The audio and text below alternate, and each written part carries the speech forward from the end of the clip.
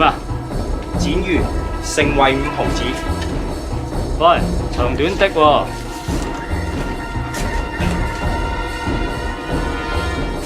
2條的剛好2寸。條街彎晒啊！冇彎。正好90度角。喂，你好咯，算點啊？家下算係飛到佢個頭好靚咯。個病咧？個病唔知你病咗喺邊？你唔好再講啦，我唔想知啊！喂，我醒起有啲緊要事要走先。四眼仔硬係咁嘅，清明未到，南亞觀眾單周街行。係咯，咁烏龍嘅。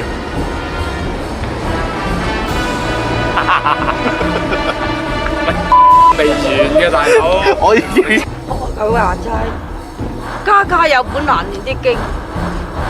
當年為咗俾我，親眼見到自己嘅仔俾人打死。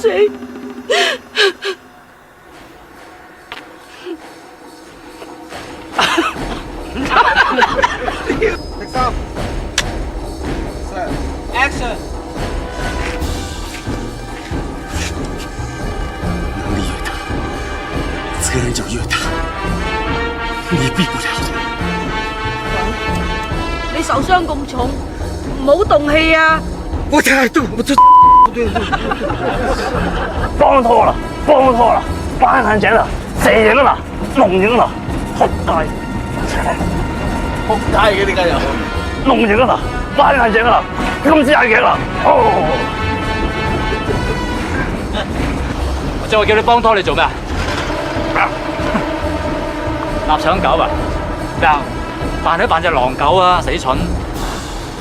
咁耐以嚟，殺人放火、打劫、強姦、非禮，未嘗有一鑊係正正經經做過出嚟嘅，唔係你條豬油膏喺度阻頭阻勢。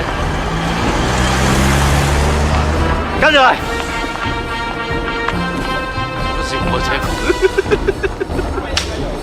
廢話少講啊！開個價。開個價，我係殺過好多人，但係我係想睇下有冇人抽得贏我啫。如果你可以揾到一個世外高人，sorry，如果你幫我揾到一個世外高人，世外高人，如果你幫我揾到個世外超人，超人。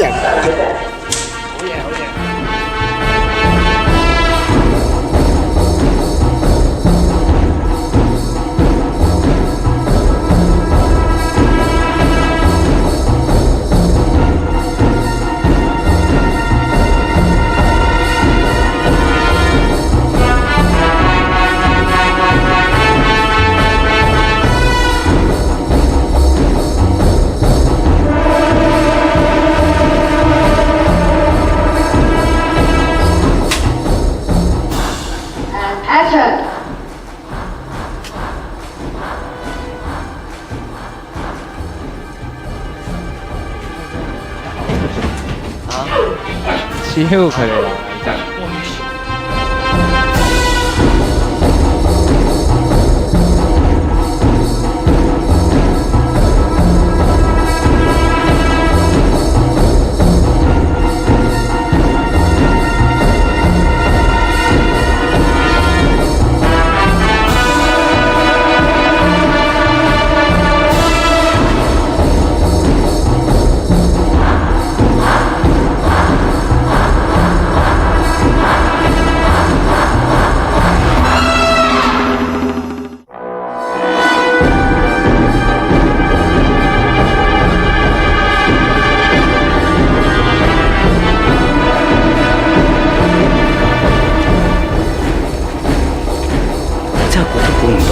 兩位簡直係傳說中絕世高手。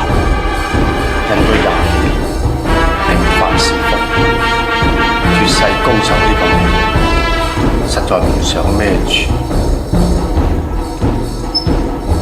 但是阿強死得那麼慘，我真的是忍無可忍。剛才你們為什麼不把那些惡人殺掉呢？學你話齋，家有本難，當年為咗俾我，親眼見到自己嘅仔俾仇家殺死，便遇上無事，希望兩位明白。此地不宜久。兩位唔係想走嘛？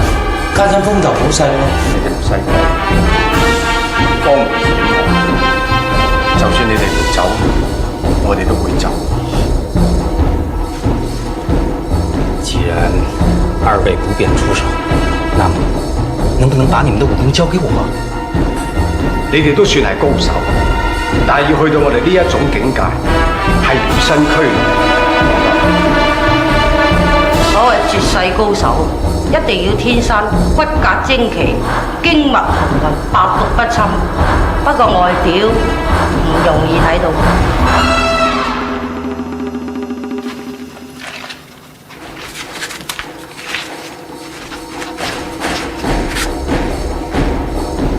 我諗你哋揾緊嘅人係我。睇嚟佢唔係。絕世高手萬中無一，邊有咁容易揾到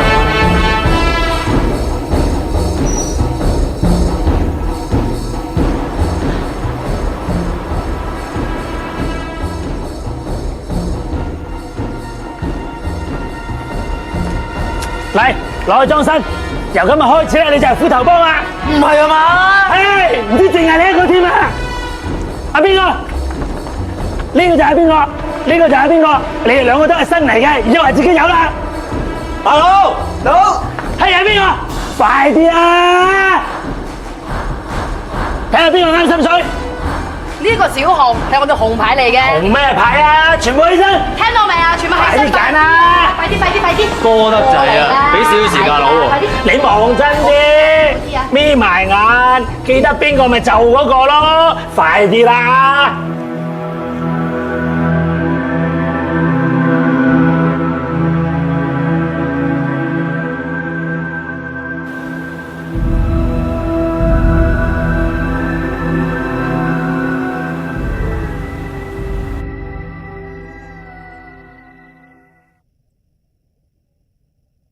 唔好揀住，快啲！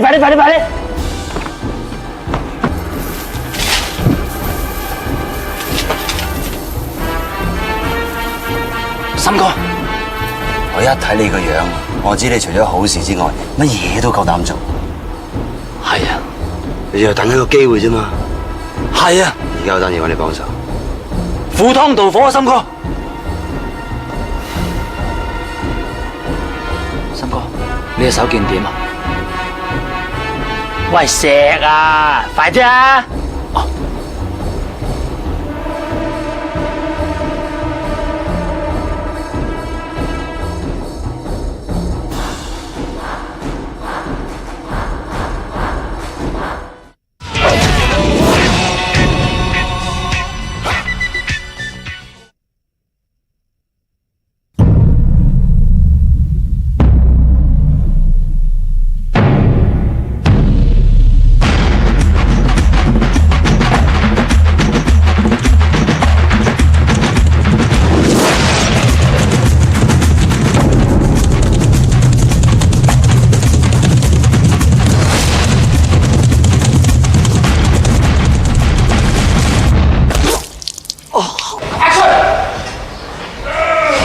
功夫呢個電影呢，就我諗咗好耐嘅，咁因為我本身對於功夫都係有好濃厚嘅興趣，咁啊拍一出功夫片呢，好耐之前呢已經係我嘅希望嚟㗎啦。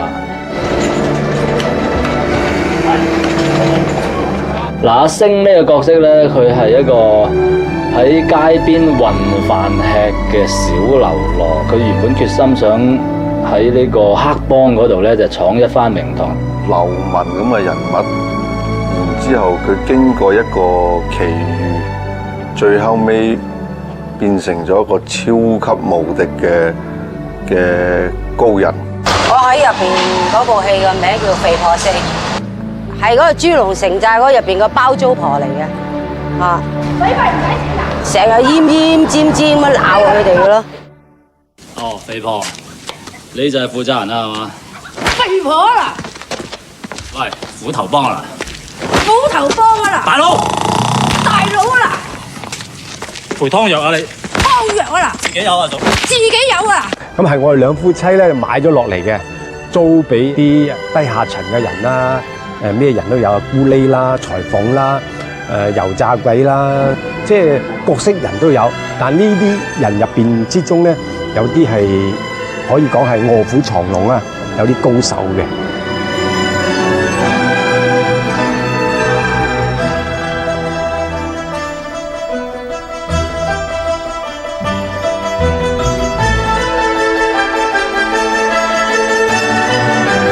導演咧，將嗰個斧頭幫嗰個大哥咧，嗰個人物都塑造出嚟咧，咁我覺得係幾有趣嘅。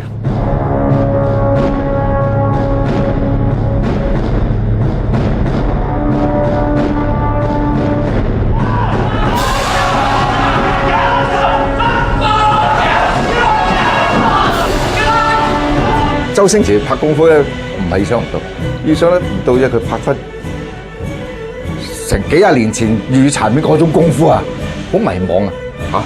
乜嘢嚟㗎嚇？六指琴魔乜嘢嚟㗎？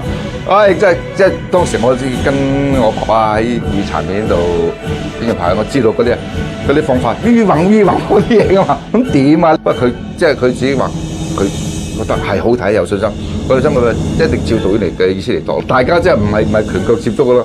要想一樣嘢，即係凌空飛過去啊！即係用氣啊，用咩嘢，你都有一樣嘢接觸咯。即係琴魔彈啲咩出嚟啊，都有用接觸嘅啫，難咗呢啲構想咯。冇理由俾嗰啲同屋主啊死咗都白白死咗啊嘛！咁冇辦法啦，逼到我哋出嚟要同嗰個斧頭幫講道理啦。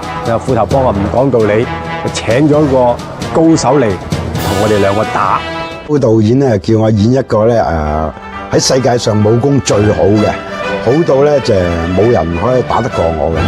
梁小龍生咧，佢喺70年代嘅時候咧，係尤其是係喺香港嘅功夫電影電視咧，就叱咤風雲得好緊要。咁當其時就係我其中一個偶像嘅。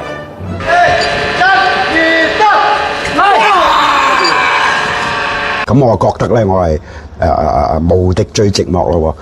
咁啊，結果咧，我係將自己關喺一個監牢裏邊。咁周導演咧，咁啊將我帶咗出嚟，想希望我咧就打低所有高手。我在這戲裡演的是一個小芳，他是一個啞巴，然後他小的時候呢被星爺救過，所以呢一直把他當作是自己的恩人。你覺得有沒有難度去演這個角色？我覺得有啊，因為最早的時候，他還問過我說，你覺得想說話嗎？就是這個角色，但是我真的不知道，因為我覺得，說話有說話的好處，然後啞巴，我就說他的好處，但是我覺得相對而言，就是啞巴更難演吧，因為他不說話，你很多表達的方式就不能用語言了，有可能要用，而且他又是個很內斂的，剛剛說的他的性格不可能有很誇張的動作，他唯一的表達有可能就是很細微的一些表情啊，一些眼神啊，這些東西，我覺得這個還挺難的。點解會揀佢呢？都係一種感覺嚟嘅，即係你去安排一啲角色，你去選一位演員。好難就咁講話，我點解？因為佢隻眼好大，因為佢個嘴好細。咁即係你見到佢嘅演出，咁同你心目中嗰個故事裏邊嘅角色，咁你會覺得吻合，咁就係嘅。